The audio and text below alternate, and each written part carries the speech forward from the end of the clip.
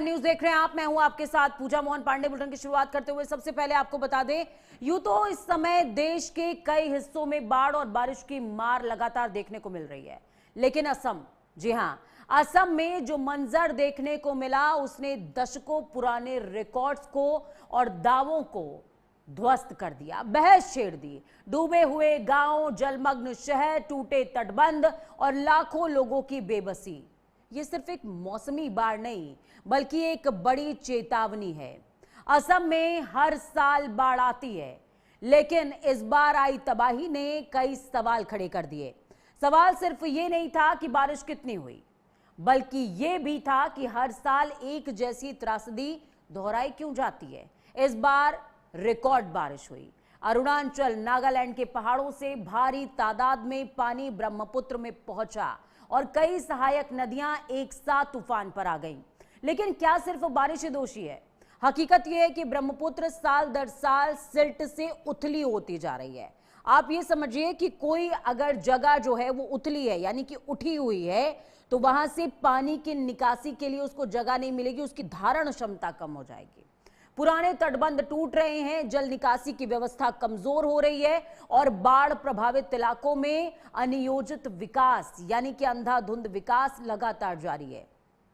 Climate change, जलवायु परिवर्तन ने कम समय में ज्यादा बारिश की घटनाओं को और ज्यादा बढ़ा दिया है। यानी प्राकृतिक कारणों के साथ मानवीय लापरवाही ने इस आपदा को और भयावह बनाया है। हर साल बाढ़ के बाद राहत शिविर, हेलीकॉप्टर के जरिए एयर ड्रॉप्स होते हैं, मुआवजे की घोषणा की जाती है, लेकिन स्थायी समाधान अब भी अधूरा है। सवाल यह है कि क्या हर मानसून के बाद सिर्फ राहत बांटना ही रणनीति रहेगी, या फिर नदी प्रबंधन, तटबंधों के आधुनिकीकरण और सिल्ट को हटाने, साथ ही वैज्ञानिक बाढ़ नियंत्रण पर गंभीरता से काम भी किया जाएगा।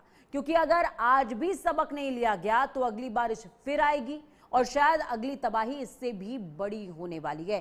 ग्राफिक्स के जरिए आपको कुछ अहम जानकारी इसकी बताएंगे, आपको समझाने की कोशिश करेंगे कि आखिरकार असम के अंदर क्या ये जो तबाही हुई है, ये जो मंजर असम में देखने को मिला है, आपको ये समझाने की, बताने की कोशिश करेंगे कि ये मंजर सिर्फ बारिश नहीं है, असल में इसकी असली वजह कुछ और है। क्या इंसानी लापरवाही बाढ़ की वजह बनी है? ये सवाल अपने आप से पूछिए। जिस तरीके से कंस्ट्रक्शन अंधाधुंध तौर पर किया गया, ये अपने आप में बड़ा सवाल है। ब्रह्मपुत्र का जो दम है वो बढ़ता हुआ सिल्ट घोट रहा है। आप गूगल कीजिएगा कि सिल्ट एक्चुअली होता क्या है। सिल्ट वो गाद होती है जो किसी भी नदी के अंदर जमती जाती है वक्त के साथ, और वो उसकी जो धारण क्षमता है उसको कम कर देती है।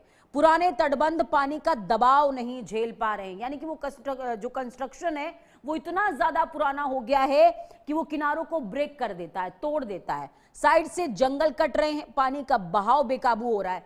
आपने अक्सर देखा होगा, आप सोचते होंगे कि ये जंगल काम क्या करते हैं, ठीक है दो चार पेड़ ही तो कट गए। नहीं, नदियों के किनारे ये जमीन को बांधने का, संजोए रखने का काम करते हैं। और अगर जंगल कट गए तो यही होगा जो असम में देखने को मिला है। हर साल राहत की बात होती है, लेकिन स्थायी समाधान कोई निकालना नहीं चाहता है। हम सभी जानते हैं कि असम में जिस तरीके के हालात बने, अब सवाल अपने आप से पूछने की जरूरत है इस दौरान। इस बीच एक बड़ी खबर सामने आ रही है, बड़ी खबर से आपको रूबरू करा दें। बड़ी अपडेट, देश के 21 राज्यों में भारी बारिश का अलर्ट जारी हो गया है। बड़ी खबर आपके साथ साझा कर रहे हैं। देश के 21 राज्यों में भारी बारिश का अलर्ट। असम में बाढ़, उत्तराखंड में लैंडस्लाइड से तबाही का मंजर देखने को मिल रहा है। एमपी, गुजरात और महाराष्ट्र में अचानक से बाढ़ का खतरा बढ़ा है। दिल्ली में आज हल्की बारिश और बादल छाए रहेंगे। तो वीकेंड का मौका भी है। अगर आप दिल्ली एनसीआर क्षेत्र में घूमने निकलना चाहते हैं तो आज का दिन आपके लिए अच्छा है। इंद्रदेव मेहरबान है, घर से निकल जाइए, छांव छांव रहेगी क्योंकि बादल छाए रहेंगे। यूपी में गरज चमक के साथ झमाझम बारिश के आसार हैं। मछुआरों को समुद्री तटों से दूर रहने के लिए कहा गया है, चेतावनी जारी की गई है। तो ये बड़ी अपडेट आपको बता रहे हैं, बड़ी अपडेट, बड़ी खबर। समझते चलिए, जानते चलिए कि कहां कहां के लिए अलर्ट जारी हुआ है। दिल्ली में आज हल्की बारिश रहने वाली है, साथ ही बादल छाए रहेंगे।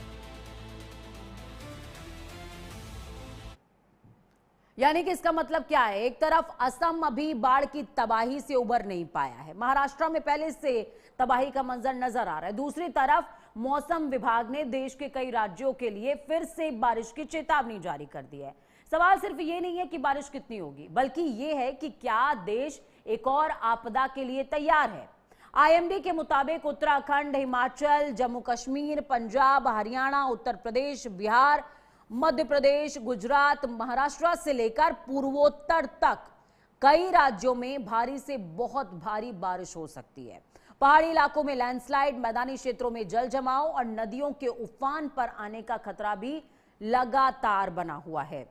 हर साल तस्वीरें लगभग एक जैसी होती हैं, सड़कें नदी बन जाती हैं, शहर पानी में डूब जाते हैं, ट्रैफिक ठप हो जाता है, हजारों लोगों को सुरक्षित जगहों पर पहुंचना पड़ता है, यानी कि विस्थापित होना पड़ता है। सवाल यह है कि क्या हमारी तैयारी हर बार सिर्फ राहत और बचाव तक सीमित रहेगी? क्लाइमेट चेंज के दौरान चरम बारिश अब असामान्य नहीं है। ऐसे में सिर्फ मौसम का जो पूर्वानुमान है वो शायद काफी नहीं है। जरूरत है मजबूत ड्रेनेज सिस्टम की, समय पर चेतावनी की, बेहतर शहरी योजना की और आपदा प्रबंधन की भी, क्योंकि बारिश को रोका नहीं जा सकता, ये आप भी जानते हैं, हम भी जानते हैं, लेकिन उसे हर साल तबाही में बदलने से रोका जा सकता है या उसको मिनिमम किया जा सकता है। यही असली चुनौती है और यही सबसे बड़ा सरकारी तंत्र और या यूं कहें कि प्रशासन का इम्तिहान होता है। ग्राफिक्स के जरिए समझने की कोशिश कीजिए किन राज्यों के लिए चेतावनी है, किन राज्यों में आज परिवर्तन बारिश के मौसम में नजर आने वाला है। अगले 48 घंटे कहां पर हैं भारी? दिल्ली एनसीआर में बारिश और बादल छाए रहेंगे। दिल्ली एनसीआर वालों के लिए हालांकि ये अच्छी खबर है, आपके लिए वीकेंड बना दिया है भगवान ने। पंजाब, बिहार, असम की बात करें तो मानसून की मार लगातार ये तमाम राज्य झेल रहे हैं, असम खासकर झेल रहा है। महाराष्ट्र की बात करें तो महाराष्ट्र भी झेल रहा है। जम्मू कश्मीर में फ्लैश फ्लड का जो खतरा है वो बहुत ज्यादा बढ़ गया है। फ्लैश फ्लड क्या होता है? गरज चमक के साथ बारिश और बाढ़ का खतरा, ये बढ़ गया है जम्मू कश्मीर के अंदर। एमपी, गुजरात, महाराष्ट्र में तेज बारिश के आसार इस बीच जताए जा रहे हैं। यानी कि इन तमाम क्षेत्रों में आपने देखा होगा कि कल विदर्भ से तस्वीरें सामने आई थी, विदर्भ में किस तरीके के हालात हैं। बिजली, तेज हवाओं और बाढ़ का डबल अटैक इन तमाम क्षेत्रों के अंदर देखने को मिल रहा है। यानी कि आप कह सकते हैं, आपने अक्सर सुना होगा कि गरीबी में आटा गीला हो जाना, तो ये कुछ वैसा ही है कि देश इस समय जिस तरीके के हालातों से जूझ रहा है, कई लोग बेघर हो गए, विस्थापित हो गए, और इन तमाम हालातों के बीच इन तमाम घटनाओं के बीच देखिए जिस तरीके के हालात बने, इन हालातों के बीच सबसे बड़ी बात है कि आईएमडी ने एक और निर्देश जारी कर दिया है। सबसे अच्छी बात आप ये समझिए कि बहुत आसान होता है प्रकृति को डिकोड करना, और आप अगर वो भी ना कर पाएं, उसके निर्देश के अनुसार, उसके इंडिकेशंस के अकॉर्डिंग ना चल पाएं, तो फिर गलती आपकी होती है। यानी कि मैन मेड गलतियां हैं वो। ग्राउंड जीरो का रुख करते हैं, वाराणसी से हमारे साथ में अमित जुड़े हुए हैं, अमित मिश्रा जुड़े हैं, साथ में हमारे साथ में महेंद्र प्रताप सिंह जुड़े हुए हैं ग्राउंड जीरो से, केदारनाथ क्षेत्र का। उनसे जायजा लेंगे, पूछेंगे कि किस तरीके के हालात बने हुए हैं। सबसे पहले अमित, जिस तरीके से मौजूदा समय के अंदर पूर्वांचल के लिए या यूं कहें कि पूर्वोत्तर के राज्यों के लिए आईएमडी ने अलर्ट जारी किया है, हम सभी जानते हैं नेपाल से इस समय पानी की आवक लगातार बनी हुई है, और ऐसे में बस्ती, बहराइच, वाराणसी, मिर्जापुर, ये जो पूरा क्षेत्र है, ये पूरा बेल्ट है, ये जलमग्न हो जाता है, हर साल होता है। उसके लिए कोई स्थायी समाधान नहीं निकल पा रहा है। जी बिल्कुल, देखिए पूजा, अगर बात करें तो जिस तरीके से क्योंकि नेपाल से सटे हुए इलाके जो हैं, जो चाहे वो गोरखपुर हो, पूर्वांचल का जो बेल्ट है, उसमें कहीं ना कहीं बाढ़ की जो त्रासदी है वो नजर आती है। और अब देखिए कि जैसे मानसून आता है, हालांकि अगर बात करें उत्तर प्रदेश में अभी उस तरीके का मानसून नहीं आया है। काशी विश्वविद्यालय के अगर वैज्ञानिकों की माने तो वैज्ञानिक साफ तौर पर कह रहे हैं कि जो जुलाई का महीना रहा है, जुलाई के महीने में अनुमान लगाया जाता है कि 300 मिलीमीटर अगर कहते बारिश होती है तो वो बारिश अच्छी मानी जाती है। लेकिन क्योंकि इस बार जुलाई के महीने में केवल 200 तक ही बारिश हुई है, और अगर जुलाई जून की मिला ले तो 260 पहुंच रहा है।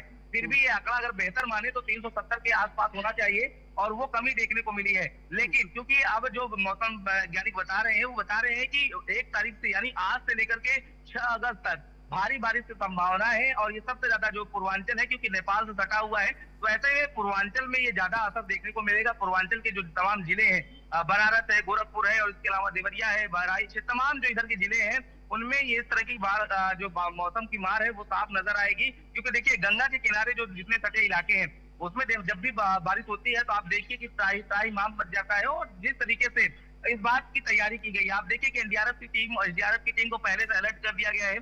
तमाम जो विभाग है उनको अलर्ट किया गया है, स्वास्थ्य विभाग को भी अलर्ट पे डाला गया है। तो मौसम वैज्ञानिकों ने जो अनुमान लगाया है उसके आधार पर ये पूरी तैयारी की जा रही है। लेकिन मौसम की जो परिवर्तन की हम बात आपको बता दें, तो जब अब बंगाल की खाड़ी की बात करें तो वहां पर जैसे टेम्परेचर डाउन हो रहा है तो उसका असर साफ नजर आएगा। फिलहाल वो असर अभी जुलाई के महीने में नजर नहीं आया है, लेकिन ये माना जा रहा है कि अगस्त के पहले वीक में, यानी आज से लेकर के 6 तारीख तक ये मौसम की जो मार है वो साफ नजर आएगी। और बारिश जो है जो जुलाई के महीने में नहीं हुई है उससे बढ़कर के जो अगस्त में देखने को मिलेगी। तो ये कहा जा सकता है कि जो पश्चिमी पूर्वी उत्तर प्रदेश को लेकर के अलर्ट जारी किया गया है वो बेहद चौंकाने वाले हैं। और ये आने वाले जो एक हफ्ते हैं ये बेहद संवेदनशील होने वाले हैं, जिस तरीके से बारिश का अलर्ट जारी किया गया है।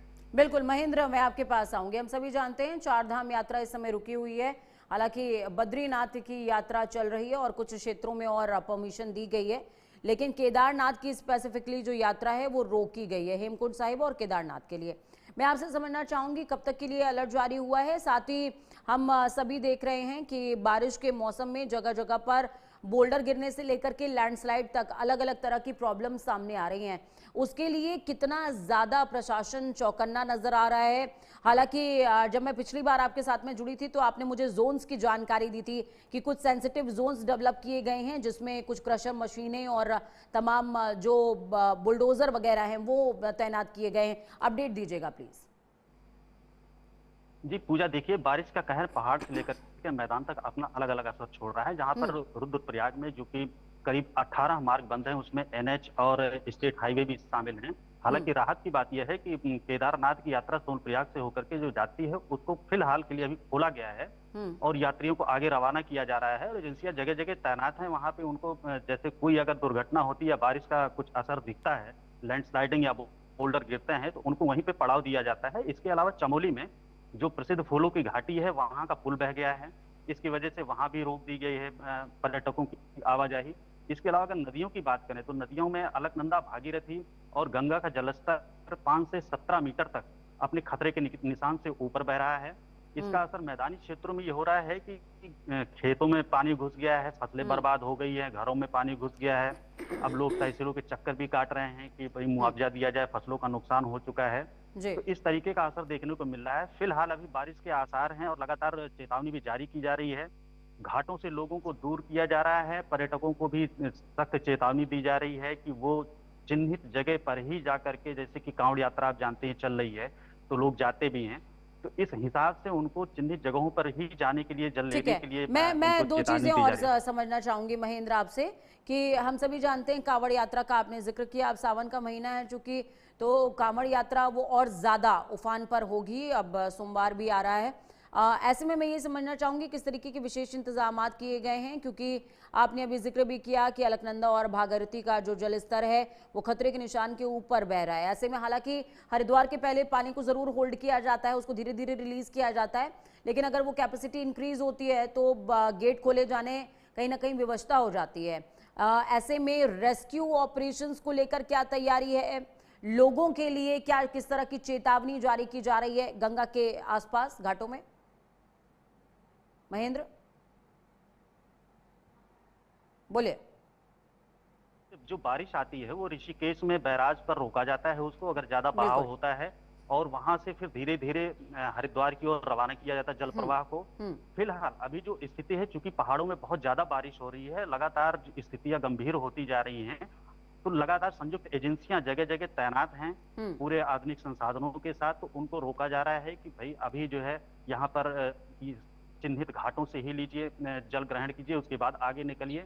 पड़ाव स्थल बनाए गए हैं जहां पर एजेंसियां, सुरक्षा एजेंसियों को तैनात किया गया है। जल पुलिस है, एसडीआरएफ है, एनडीआरएफ है और सबको तैनात किया गया है। फिलहाल मौसम के मिजाज को देखते हुए एजेंसियां भी पूरी तरीके से चैतन्य और पूरी तरह तैनात हैं। पूजा बिल्कुल ठीक है। महेंद्र, मैं आपके पास आऊंगी जब दोबारा, तो अभी मैं झील के बारे में, अदृश्य झीलों के बारे में भी आपसे बातचीत करूंगी क्योंकि वो एक बहुत बड़ी प्रॉब्लम है। मैं आपके पास आ रही हूँ अमित। देखिए हम सभी जानते हैं कांवड़ यात्रा का जो ये टाइम होता है इसमें कई कांवड़िए जब जल लेने के लिए जाते हैं तो वो गहरे पानी में चले जाते हैं, या फिर कोई ऐसा क्षेत्र जो कि सिल्ट प्रभावित होता है, जहाँ पे गाद होती है, वहां पर फंस जाते हैं। कई लोगों का पैर दब जाता है, फंस जाते हैं, वो दलदल में समाहित हो जाते हैं। तो ऐसे घटनाक्रमों से या यूं कहें कि दुर्घटनाओं से लोगों को बचाने के लिए किस तरीके के इंतजाम किए गए हैं, क्योंकि इस समय डबल अटैक है। पहला कि सावन चल रहा है, कांवड़िए चल रहे हैं, दूसरा मौसम की मार भी लगातार जारी है, बारिश हो रही है, जलस्तर बढ़ा हुआ है।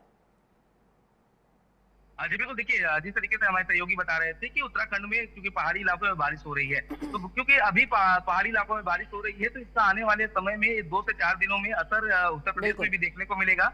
जब वहां से जो पानी है वो जो छोड़ा जाएगा तो उसका असर देखने को मिलेगा। हालांकि बारिश का असर अभी पानी में उतना देखने को नहीं मिल रहा है, नदियों में उतना देखने को नहीं मिल रहा है। एक तय मानक के हिसाब से जो नदियां हैं उनमें जलस्तर में बढ़ोतरी देखने को मिल रही है, लेकिन क्योंकि कांवड़ यात्रा चल रही है तो ऐसे में जब बाढ़ का पानी आता है, यानी बारिश का पानी जब आता है तो अपने साथ मलबा लेकर के आता है। ऐसे में वो मलबे जो है वो कटान का रूप बन जाते हैं, और कटान ना हो ऐसे घाटों में, इसके लिए बोरियों में भर करके उसको पूरे जो घाट है वो बांधे गए हैं। चाहे आप अस्थायी घाट निर्मित किए जाते हैं, वहां पर व्यवस्थाएं की गई है। इसके अलावा सबसे बात करें तो संगम नगरी प्रयागराज की बात करें तो प्रयागराज में भी गंगा जो है उसका विस्तार काफी ज्यादा है, काफी घाट जो है वो खुले में है, तो कुछ घाटों को ही चिन्हित किया गया है। वैसे तो अगर बात करें तो क्या देखिए, अमूमन जो स्नान है वो हर घाटों पे गंगा के होते हैं, संगम में होता है, लेकिन क्योंकि सावन के महीने में दशाश्वमेध घाट का ही महत्व है। दशाश्वमेध घाट वो घाट है जहाँ पर ब्रह्मा जी ने पहला यज्ञ किया था, और वहीं से माना जाता है कि पूरे केवल उत्तर प्रदेश यानी कि ये कह दिया जाए अमित कि